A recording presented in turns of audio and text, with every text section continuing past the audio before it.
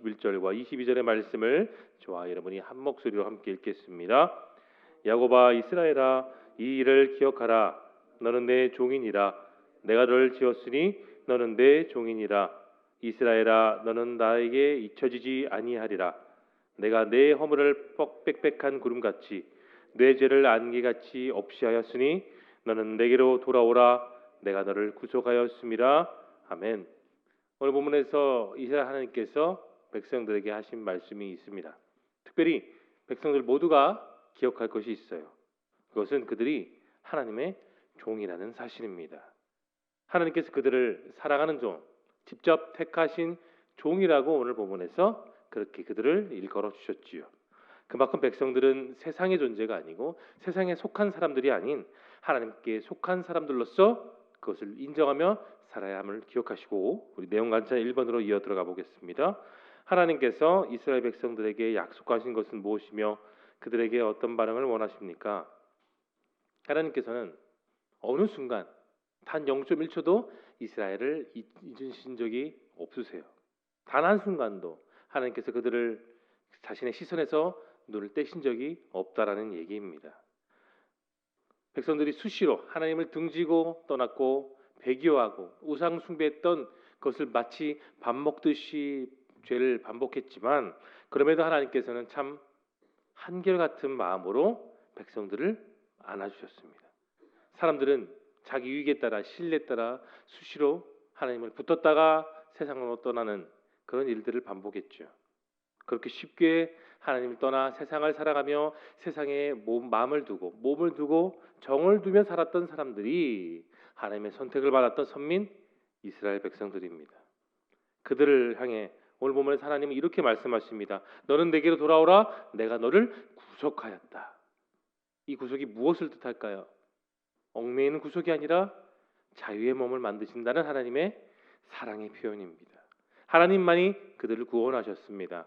그들을 마치 어린 갓난아기를 젖먹이고 지극정성으로 보살피는 어머니의 그 심정, 그 따뜻한 사랑의 심정으로 품어주신다는 표현입니다. 내용 같은 2번을 봅니다. 하나님께서는 예루살렘이 장차 어떻게 될 것이라고 약속하십니까? 28절 말씀이 우리에게 주는 메시지는 무엇일까요? 회복입니다. 이스라엘의 말씀을 보면 지금 우리가 후반부를 읽고 있는데 후반부 전체 핵심 내용은 바로 회복, 소망이 바로 그 말씀의 주제이죠. 오늘 본문도 마찬가지입니다. 이스라엘 백성들이 전혀 생각하지 못했던 그 방식으로 하나님은 회복을 이루십니다. 그 일의 중심에 누가 있을까요? 바로 페르시아 왕 고레스입니다.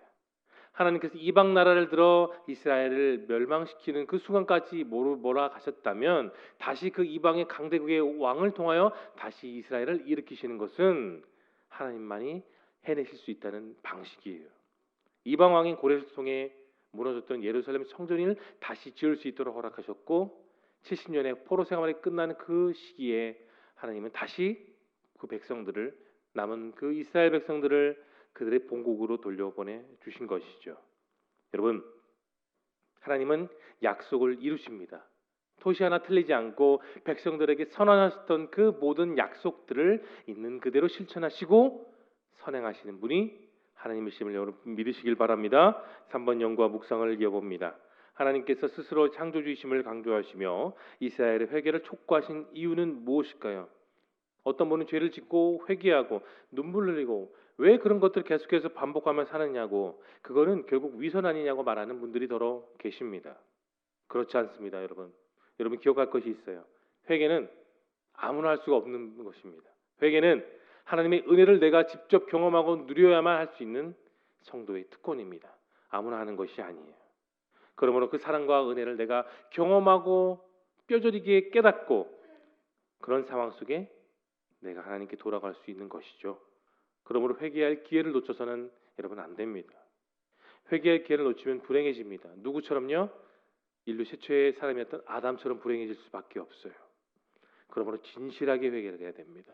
하나님 모든 것을 다 아십니다. 가슴을 찢는 기도, 눈물로 통곡하는 회개의 결단은 우리에게 너무나도 필요합니다. 바로 이사야가 그것을 이 말씀 속에 강조하고 있는 거죠.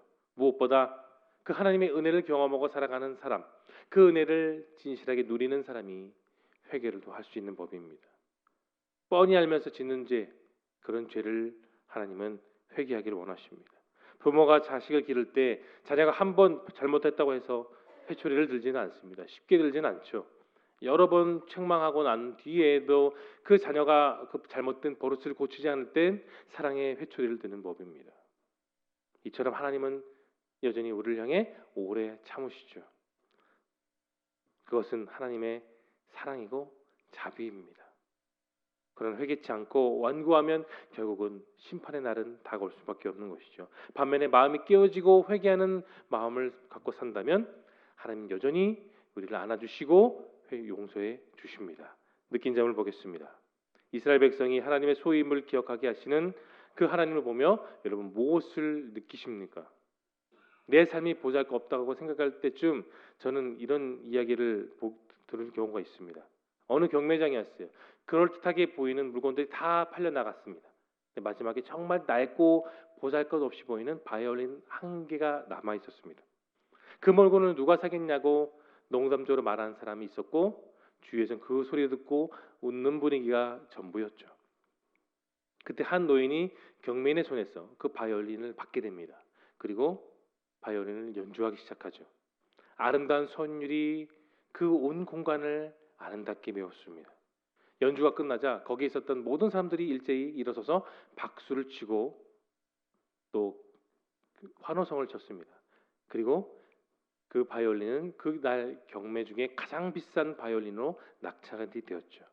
낡은 바이올린이 경매인의 손에 있을 때는 정말 가치 없는 물건처럼 보였지만 노인의 손에 들게 되었을 때는 가장 아름다운 선율을 나타내는 한 켤의 연주 바이올린이 되었습니다. 여러분, 누구의 손에 있느냐에 따라 내 인생의 가치가 완전히 달라집니다.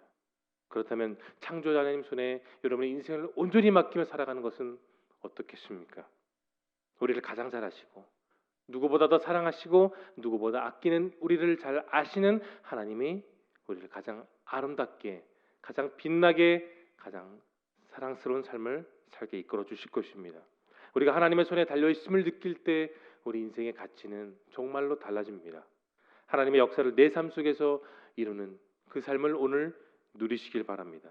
내가 세상이 아닌 사람의 손이 아닌 오직 하나님께 소유가 되었음을 깨닫게 되면 나의 삶은 정말 달라집니다. 말씀을 대하는 태도도 사람을 대하는 태도도 직장에서나 어디서나 살아가는 모든 삶의 모습들이 달라지게 될 것입니다. 적용을 보겠습니다. 내가 하나님의 종이여 자녀로 지었음을 받았음에도 스스로 주인인 것처럼 행하는 영역은 무엇입니까? 여러분, 우리는 크리스찬들이기도 하면서 주인과 종의 역할을 다 갖고 있습니다. 그것을 성서적 역설이라고 부릅니다. 모순되어 보이지만 진리이죠. 마치 종교개혁자 루터처럼 성도는 의인이며 동시에 죄인처럼 살아가야 한다는 말과 같아요. 바울이 우리 고백했던 것처럼 우리는 그리스도에 속한 그의 또한 영원한 종입니다. 그러나 동시에 우리는 창조의 시간부터 이 만물을 다스리도록 하나님께서 역할을 감당해 주셨습니다. 그게 바로 청지기적인 삶이죠. 성도의 정체성은 이 주인과 종 사이에서 늘 긴장 관계가 형성됩니다. 하지만 만약 우리가 만물을 다스리는 것에서만 마음을 집중하고 그것에 몰두하고 산다면 인생의 문제는 나타날 수밖에 없겠죠. 그리스도의 종인 것을 우리가 잊어버리고 산다면 결국 내 마음은 어떻게 될까요? 교만으로 가득 찰 수밖에 없습니다. 우리는 주인 되신 그 하나님 안에서 영원한 종이라는 사실도 늘 기억하며 살아가야 합니다.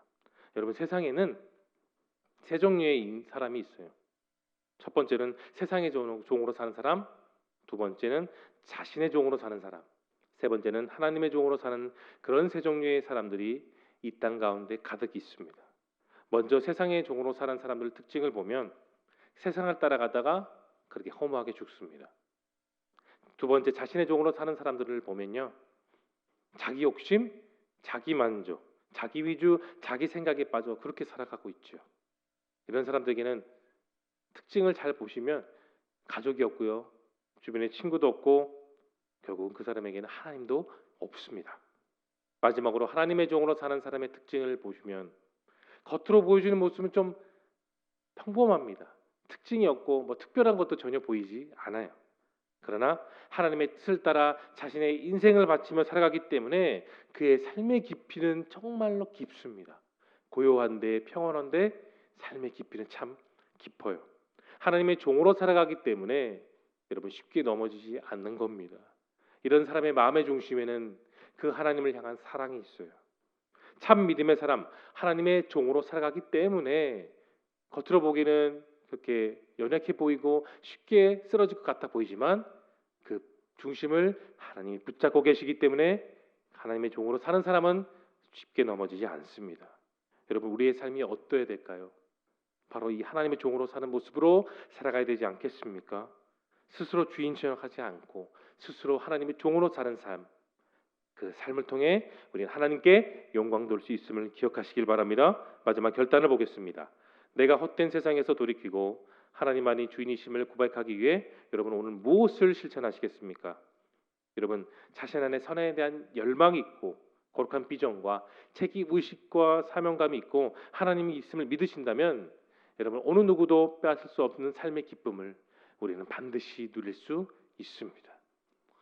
특히 자신 안에 믿음이 있다는 증거가 있다면 어떠한 위기 가운데서도 우리는 내 삶을 통해 하나님께 그 삶으로 영광 돌릴 수 있는 것이죠. 가장 중요한 것은 선택의 문제가 아닙니다. 순종의 문제이죠. 믿음의 문제인 것입니다.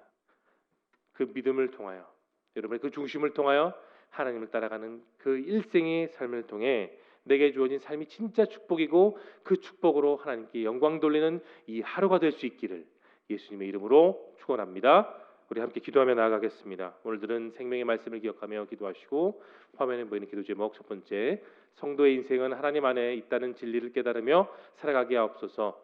내 삶의 진정한 주인이신 하나님을 찬양하며 헛된 세상의 것에서 돌이키게 하옵소서. 6월 집중 기도 제목입니다. 평신도를 세우는 교회, 신실한 그리스도의 제자를 끊임없이 재생산하는 생명의 공동체가 되게 하옵소서.